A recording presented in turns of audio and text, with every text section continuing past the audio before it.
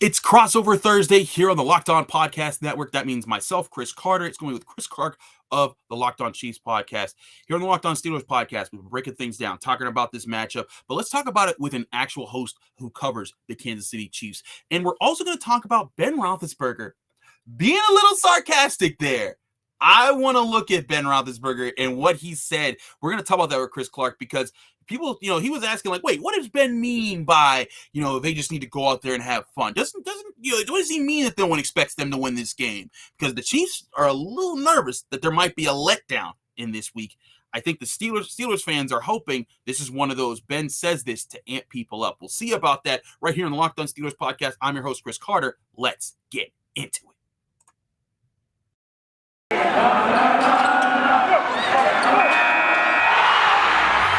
You are Locked On Steelers, your daily Pittsburgh Steelers podcast, part of the Locked On Podcast Network, your team every day.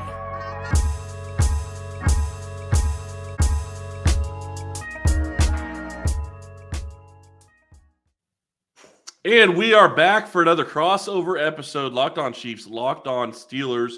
Thank you for making us your first listen to Locked On Chiefs and Locked On Steelers. Crossover edition, playoff edition. And interestingly enough, Sunday Night Football, I'm really kind of surprised the NFL put this in the Sunday night slot. What's up, Chris Clark? How you doing? It's Chris Carter from Locked On Steelers. We're breaking it down. I am also very intrigued that they put this in the Sunday night slot, but I think the NFL is probably riding on a high on the way that things ended this weekend to set this game up in the first place. Because they're probably sitting there thinking, and I talked about this with Tony Serino on our Tuesday episode of Locked On Steelers. He's always our guest on Tuesdays, but we were both like, man, the NFL really didn't think this through about how they set up the playoff games because if they did play to a tie, what would that have done? If it had been like all game long, this could have backfired. But then it worked out beautifully, like everything does in the NFL, because they can poorly plan everything that they do, but somehow their product is always the best in entertainment. And you had just so many people tuning in just to see, wait a minute, will this tie actually happen? And will the Steelers miss the playoffs? Yeah, and it got really close to happening, and that's the crazy thing. And the funny thing to me was watching that game and seeing Steeler fans at that game with jerseys on. I was sitting there laughing, going, this is interesting. But, yeah, I mean, it almost happened, and without that run that Jacobs broke for 10 yards on third down, I don't think they kicked the field goal. I think it does end in a tie, and Pittsburgh's not even playing. And I'm talking to Q right now and not to you, so – No, I was the same way when I saw them get to when it was third down or so, and I was sitting there. I'm like, oh, this is going to be a tie, and it's funny because the whole time in the fourth quarter, when the Raiders are up 15 points, I'm with you. I'm watching the Steelers fans that are in that stadium, and they're in their Steelers jerseys, and they're like, yeah, we did it! Whoa, we're going to the playoffs! And then you see them get the 4th and 21 touchdown, and it's like, oh no. No, don't do that. Don't do that. And then they get another touchdown to tie it. And then the cameras started to pan to the Chargers fans and the Raiders fans and their stress. I'm like, I don't care about those fans. They know that whoever wins is going. The Steelers fans are the ones that you should look at, and they were just stressed the entire time. And I got to tell you, as a person who covers the Steelers, who goes to practices, who goes to games, and I'm sitting there on Steelers Twitter. And I was like enjoying it because it was just hilarious how it was happening. But I was also sitting there like, wait a minute, this is happening, and just watching all the meltdowns occur. But truly, the Steelers, I mean, we talked about this before the last time the Steelers played the Chiefs. You were saying you were saying you're welcome for beating the Chargers, and that's played a role in setting up that scenario where the Steelers just needed two teams to not tie in the final minutes of the regular season. So what a spectacular way to set this up. But now you have these two teams that, the Chiefs, they're in their prime. This is Patrick Mahomes, on fire. Travis Kelce, Tyreek Hill. The defense is playing well. Like they have everything they're rolling. And here come the Steelers rolling into town. I forget which NFL, national media person said this, but they said like the Steelers are like the Walking Dead or the undead zombie that like somehow snuck into the playoffs. And if people aren't careful, they'll eat you alive too. And I'm just like, I kind of feel the same way because the Steelers, They have the worst rushing defense. This, one of the worst rushing offenses. Ben Roethlisberger's at the worst that he's ever been in his career, and yet somehow, and they've sustained serious injuries, and somehow through all of that, they're sitting here in the playoffs about to play a game instead of the Browns, who were supposed to go to the Super Bowl this year, according to everybody, and the Ravens, who did have a lot of injuries, but still they have a lot different of a younger situation going on with their team. Well, and then you look at the fact that in Kansas City's perspective, the Chargers, every single year says the Chargers are going to win the AFC West. Every year. Since like 2005, yes. Like when they got Phillip Rivers. Right. This is the Chargers year. I've read it so much. And it's never and it hasn't happened. The Chiefs have won back-to-back 6 times now. Longest streak in AFC West history. I think maybe the longest streak in probably not the NFL. But you're sitting here and you're looking at this game. And you're absolutely right. This is a completely different game than it was. They played in Week 16. This is just a couple of weeks ago. But the Steelers are probably going to be a little bit healthier than they were the last game, at least from the perspective of looking at T.J. Watt. Absolutely. TJ Watt was coming off an injury, cracked ribs, all these other things that he's had to consider. And then you see how he played the last few games for the Steelers, tying Michael Strahan's all-time NFL sack record in less games played, with 15 games that he played this season. The Steelers are a little bit different. And I got to say, both teams are a little bit different here, Chris, because as we all know, there was a certain superstar tight end who didn't play in the last game, and that could play a significant role. By the way, I'm talking about Pat Freiermuth. Yeah, that's fine. Go ahead and call him your superstar tight end. That's fine. I'll give you that one. No, he's played very well for them, so I think he's a very good tight end. I think he's going to be a lot of fun to watch over the next couple of seasons. He's going to be. I mean, you look at his rookie number, 7 touchdowns for a rookie. And with an aged Ben Roethlisberger. I think both. Tight ends have become such an interesting position in the league where if you have a dynamic guy like Travis Kelce, it does change everything about your offense. And you've seen that with the Chiefs. Tyreek Hill is phenomenal, but when you have Travis Kelce on the field with Tyreek Hill, it opens up so much more for the Mecole Hardmans and the Pringles. And we saw in the Steelers game. In the Steelers-Chiefs game, the first time, Pringle and Hardman played such a crucial role because they were able to get open and score touchdowns, for Patrick Mahomes. But now that you have Kelce back, that's going to change the dynamics here. But both teams are in different parts of their seasons right now. The Steelers have gotten a couple guys back. We hope.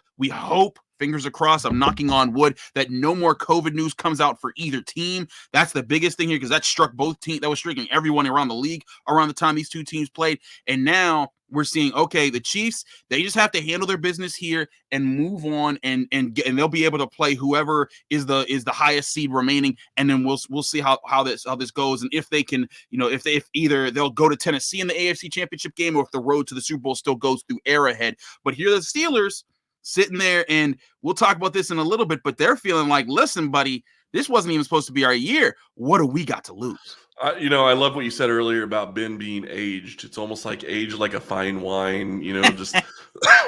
But I don't know that I would go that far with Ben. I was going to say, no offense, but it is what it is.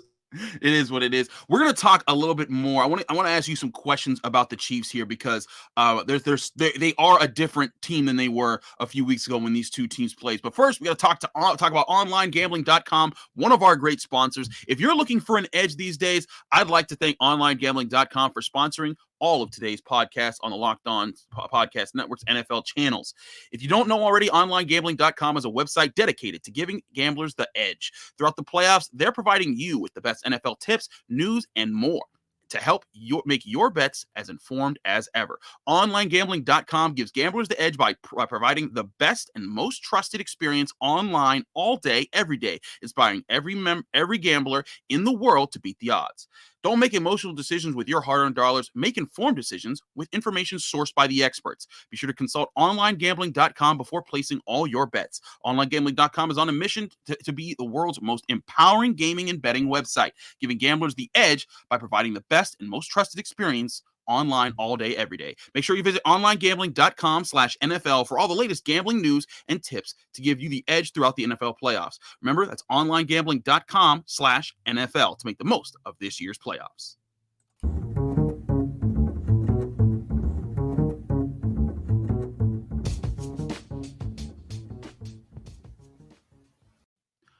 And we're continuing here on Locked On's crossover Thursday. Steelers, Chiefs, Chris Carter, Chris Clark, breaking things down for you, getting into this week. Now, this is, of course, is Chris Carter speaking. We're talking to Chris Clark. We got two CCs in the building.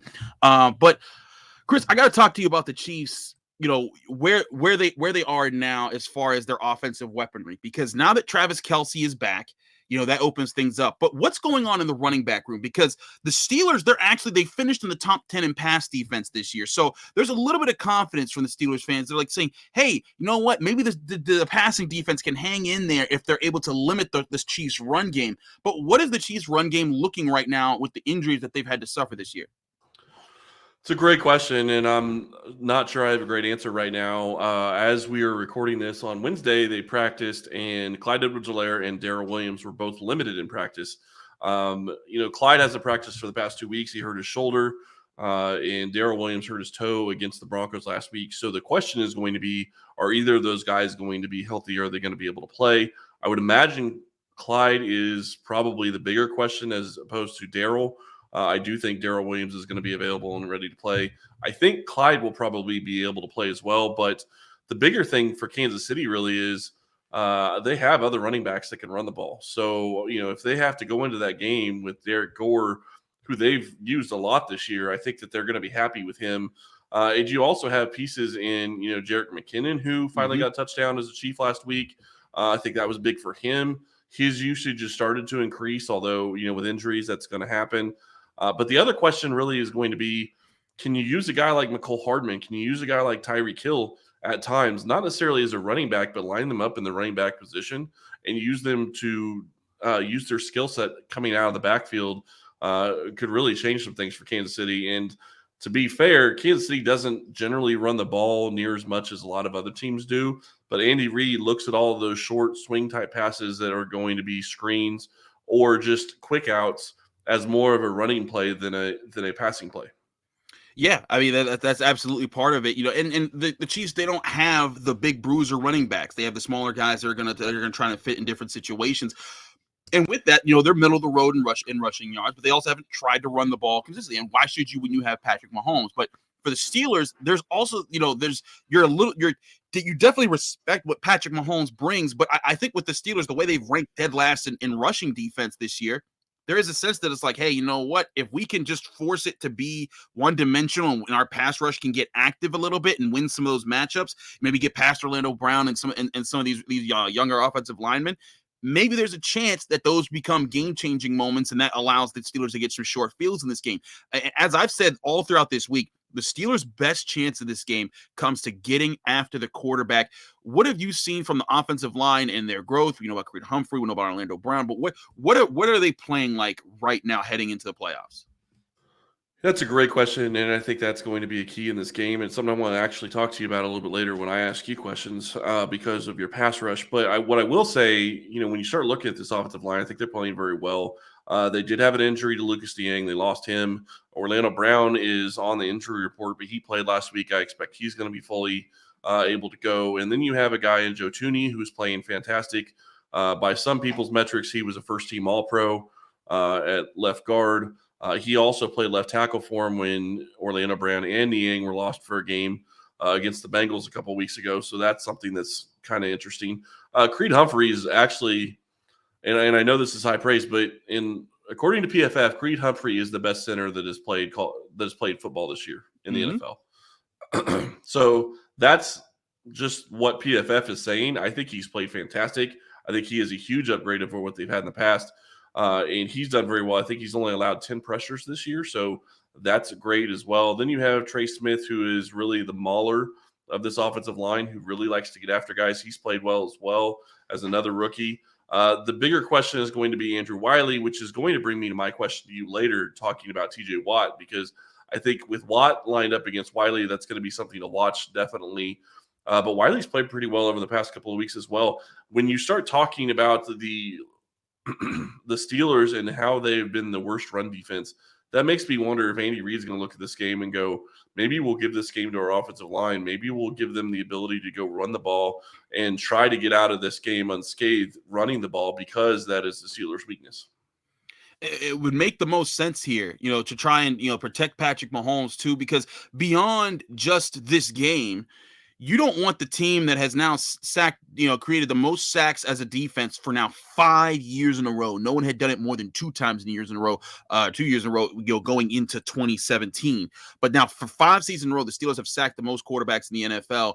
You don't want to put Patrick Mahomes at risk too much in this game where he's going to get hurt. And then when you're moving on and you're moving forward, you're going to be in trouble there. So that's where I look at, you have the incentive of attacking, the Steelers' weakness on defense and attacking and preserving Patrick Mahomes there. So that's certainly a factor to consider as well. But defensively, one thing that the Steelers, the Steelers offense has not been, has kind of, worked its way and helped survive in certain games. They've had to turn it on in the fourth quarter. Ben Roethlisberger was abysmal for 3 quarters last week. And then in fourth quarter and overtime, he turns it on and all of a sudden he's finding different receivers across the field. Najee Harris is making big plays again.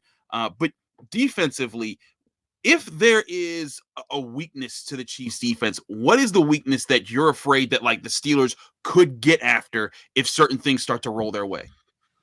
I think that the big question that I have going into this game is Kansas City's run defense going to show up? They struggled a little bit against the Broncos. I think that was something that's hurt them at times. And the one thing I will say, I'm not worried about Ben Roethlisberger running like Drew Lock did. That's not going to happen in this game. Just going to throw that out there. But if they're able to get the run game going, I think that's going to help them. And you want to make this team one-dimensional, but you also want to make it to where they have to pass on 3rd and long. And Najee Harris is a fantastic running back. So the question is, can you keep Pittsburgh in a 3rd and 5, 3rd and 6 or more situation? Because if that's the case, then your guys can get after the quarterback like Chris Jones and Frank Clark and Melvin Ingram, who Exactly. Yeah, and that's my recipe too. If I'm looking at the Steelers, I'm saying, hey, Najee Harris, phenomenal athlete. You want to force Ben Roethlisberger to have to be predictable. But last week he got a little dangerous at the end there. He converted 2 3rd and longs and a 4th and long, and was able to keep the Steelers alive in fourth quarter and overtime play. So I'm intrigued to see if the Steelers find different ways to switch things up. But my last question to you about the Chiefs defense here is, when dealing with the secondary, again, I told you last time, everyone respects Honey Badger, but I've always liked Juan Thornhill. They got Charvarius Ward back. Everything's working out there. Are there worries in your secondary when it comes to the pass defense about things that could get exploited if there's been a little bit of lack of discipline at different points that could happen where it's like, hey, this breaks open for an easy play that Ben Roethlisberger doesn't have to work too hard to make something happen? I think that's a great question, and I think that's a big question going into this game because you're in a scenario where a couple of weeks ago, Kansas City's defense was playing fantastic, and then they go up against the Cincinnati Bengals, and you have a lot of questions as to what happened in that game. And then they go up against the Denver Broncos, and you still have questions about what their defense was doing. They weren't tackling very well, which is something that is reminiscent of how things were going at the beginning of the season, and you have to wonder whether or not they were trying to save themselves for the playoffs. Or what was going on. But that's the key here when you look at this defense. If they tackle well on the back end and they play where they're supposed to be and they don't have missed assignments, I think this defense is going to be in good shape going forward. Certainly. I know we got to switch to questions so that you can ask me about stuff that Ben Roethlisberger's been talking about. So who we got on sponsors on deck for this show? We've been talking about this all week, and here we go again. Chiefs fans, Giants fans, this is Chris Clark with an incredible app everyone who buys gas needs to know about, Getupside. Our listeners are making up to 25 cents for every gallon of gas every time they fill up. Just download the free Getupside app in the App Store or Google Play right now. Use promo code TOUCHDOWN and get a bonus 25 cents per gallon on your first fill up. That's up to 50 cents cash back. Don't pay full price at the pump anymore. Get cash back using Getupside. Just download the app for free and use promo code TOUCHDOWN to get up to 50 cents per gallon cash back on your first tank. Some people who drive a lot are making as much as $200 to $300 a month cash back, and there's no catch. The cash back gets added right to your account. You can cash out anytime to your bank account, PayPal, or an e-gift card for Amazon and other brands. Just download the free Getupside app and use promo code TOUCHDOWN. to get up to 50 cents per gallon cash back on your first tank. That's code TOUCHDOWN on the Getupside app. Now, the other sponsor that I would like to talk to about is BetOnline. BetOnline would like to wish you a happy new betting year as we continue our march to the playoffs and beyond. BetOnline remains the number one spot for all the best sports wagering action for 2022. New year and a new updated desktop and mobile website to sign up today and receive your 50% welcome bonus on your first deposit. Just use our promo code LOCKEDON to get started. From football, basketball, hockey, boxing, and UFC, right to your favorite Vegas casino games, don't wait to take advantage of all the amazing offers available for 2022. BetOnline is the fastest and easiest way to wager all of your favorite sports. BetOnline, where the game starts. All right, so the thing that's really sticking out to me going into this game is Ben Roethlisberger talked to the media on Wednesday. Can you tell everybody what he was talking about and what he decided he wanted to say? Well, one thing that Ben Roethlisberger's done is he knows that this is the end here. That's why he called a lot of his friends and family to go to the last Steelers-Chiefs game because he was saying, this is one of the last games he's gonna play. That's why he made a big deal about his last home game against the Browns when he really did like a big send-off, and Steelers fans really showed up for that. Like he's absolutely known that this is pretty much it right here.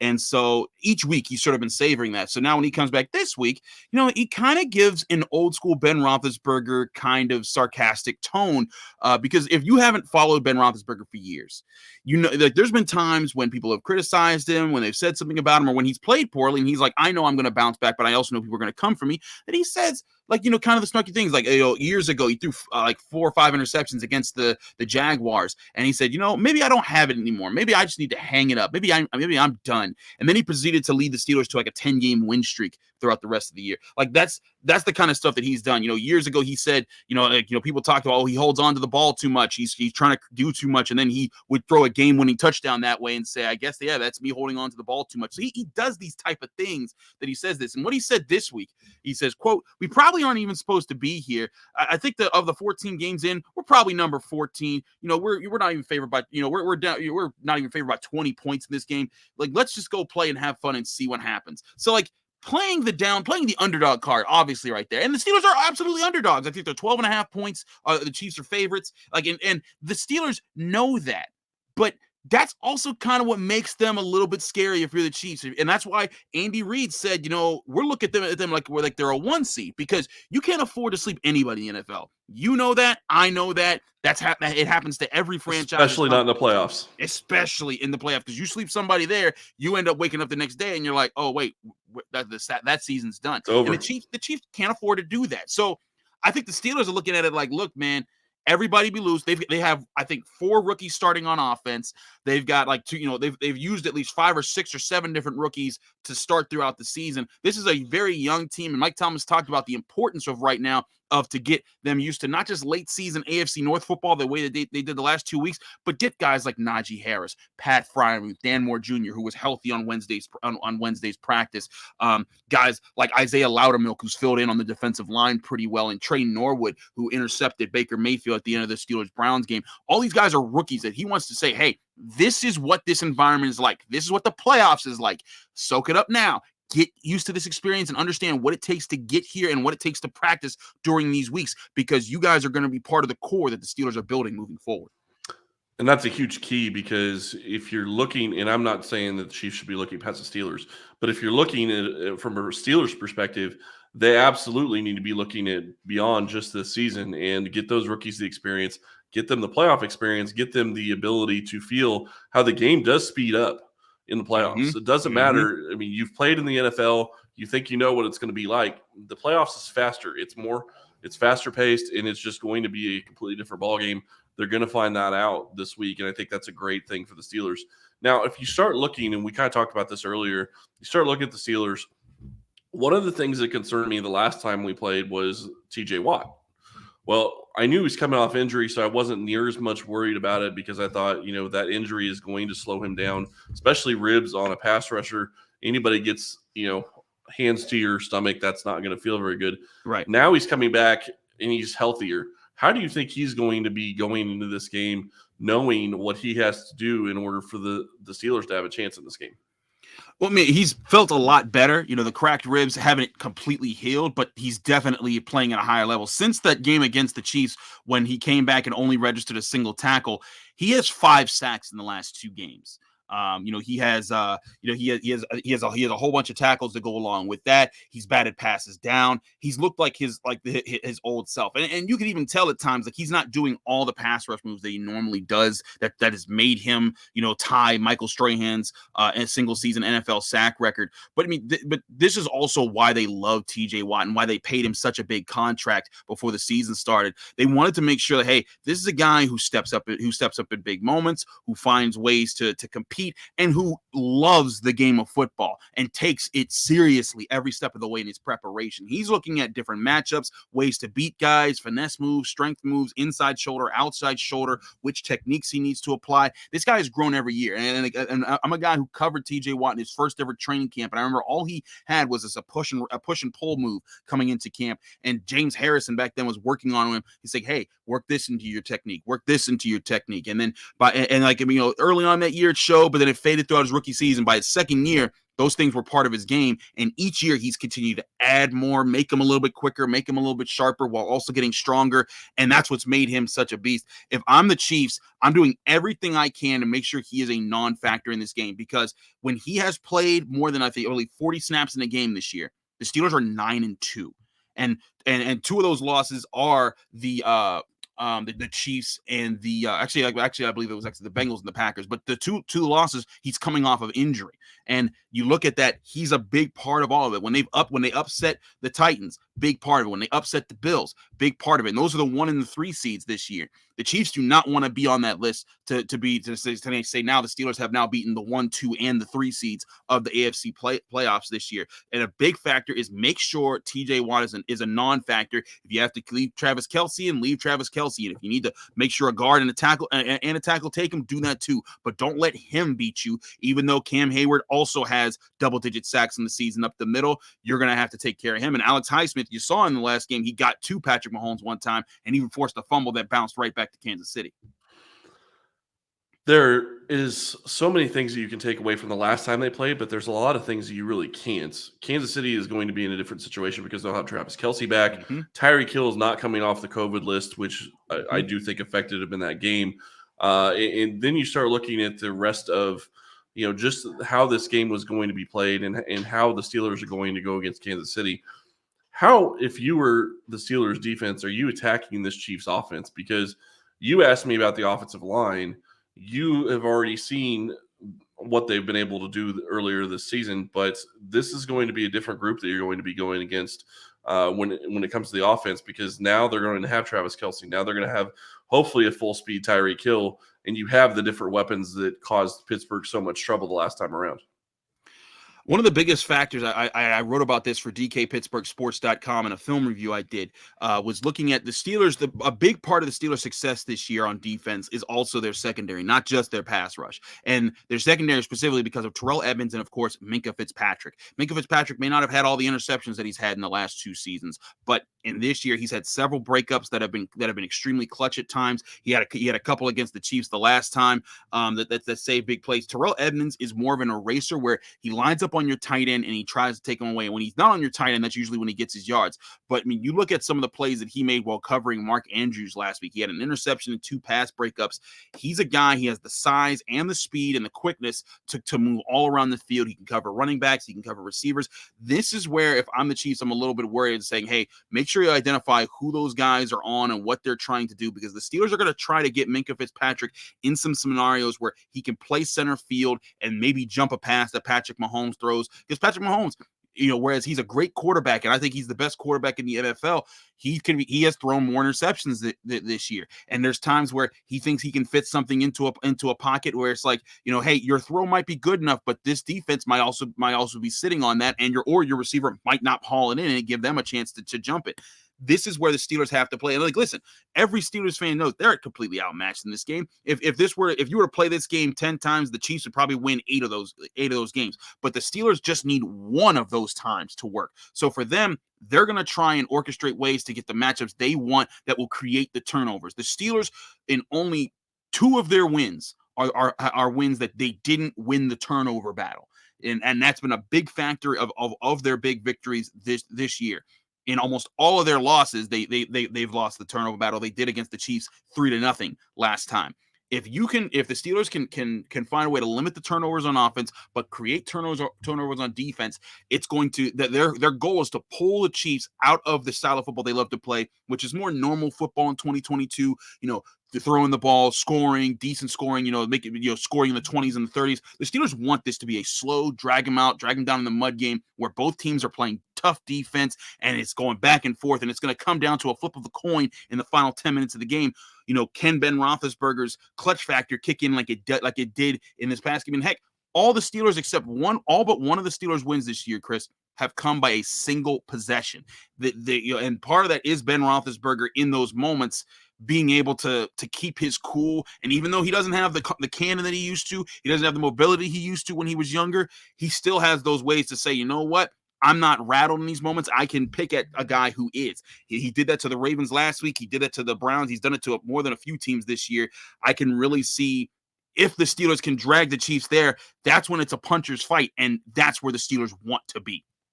And I'm glad you bring that up because I think that's a huge key going into this game. One of the things that Kansas City's done so well when they've been winning is taking care of the football and forcing turnovers. A couple of those turnovers against the Steelers were kind of funny. I'll just put it that way. Not expected turnovers when they came. But the thing that really sticks out to me in this game is if Pittsburgh is going to win this game, they have to find a way to score 30 points, in my opinion. Because I feel like Kansas City's offense has shown that they have the ability to score 30 points on just about anybody. And I do think that their offense is going to get things figured out this week. Do you think that the Steelers have the ability to go and put 30 points on the board against this Chiefs defense? Not offensively, but the Steelers have also found unconventional ways to score this year. If you look back at their win over the Bills and their almost comeback against the Chargers, it took blocked punts that they returned for touchdowns to set those up. The Steelers special teams, they had against the Packers, they had a blocked field goal that was returned for a touchdown, but called back for an offsides penalty that later was reviewed, and the NFL said we goofed that up. That was not offsides. The Steelers, they're going to need defense and special teams. Like I'd expect, also if I'm the Chiefs on special teams, I'm max protecting. I'm not letting the Steelers get any jump on my kicker or my punter in situations because they know that the Steelers, they have nothing to lose here. They're going to go all out. They're going to throw the kitchen sink at you. So protect yourself in those situations. Don't try to go down and cover the punt as much. Protect your guys. Make sure that you're reading, you're watching your keys on field goals to not let guys come off the edge. Those are going to be big factors because when you're talking about scoring points, the Steelers have been doing it with the offense, the defense, and the special teams. So if I'm the Chiefs, I agree. The Steelers are going to need to put up more points in this game than they have through most of the season. But a big factor that could play into that is, can they get some turnovers that give them short fields? Can they get turnovers that get them automatic points? And can the special teams produce a touchdown or two? Those are going to be, again, the Steelers, they're not going to play a clean game. This isn't going to be a pretty win if the Steelers put it out. It's going to be an ugly win that everyone would look at on the next day on ESPN like, that happened? That's what it's going to come. That's what it's going to come down to. So if the Steelers, that's what the Chiefs need to prepare for, is the Steelers to try and make this an ugly game, pull them down to their level. If the Chiefs avoid that, they'll win this going away. But that to me is, if the Steelers score 30 points, it's because their defense and their special teams kicked it into an extra notch in this game. Yeah, and that's huge. Those two phases can really change the way that the game is played, and I do think that that's going to be something to watch in this game. Thank you, Chris, very much for coming on. Really appreciate it. Really enjoy these crossover editions. Same. So good luck. I would love to say good luck and actually mean it this week. I really don't. But, it is the playoffs, and everybody wants to advance. Absolutely. It's a pleasure doing these with you, Chris, every time. Locked On Steelers fans, you can find me at Carter Critiques on Twitter and Instagram. But hey, go, like I always say for Locked On Steelers, go on Apple Podcasts, leave us a 5-star review with a positive comment. That stuff helps us out. Steelers fans, go do that for Chris and the Locked On Chiefs podcast over there. They do great work with Ryan over there. They're an amazing show. I've worked with both of these guys before. It's an awesome time. So give them a 5-star review with a positive comment as well. When you listen to this and you're like, hey, that's a reasonable Chiefs dude over there. I appreciate it, sir. Thank you very much. You have a good one, and we will talk to you.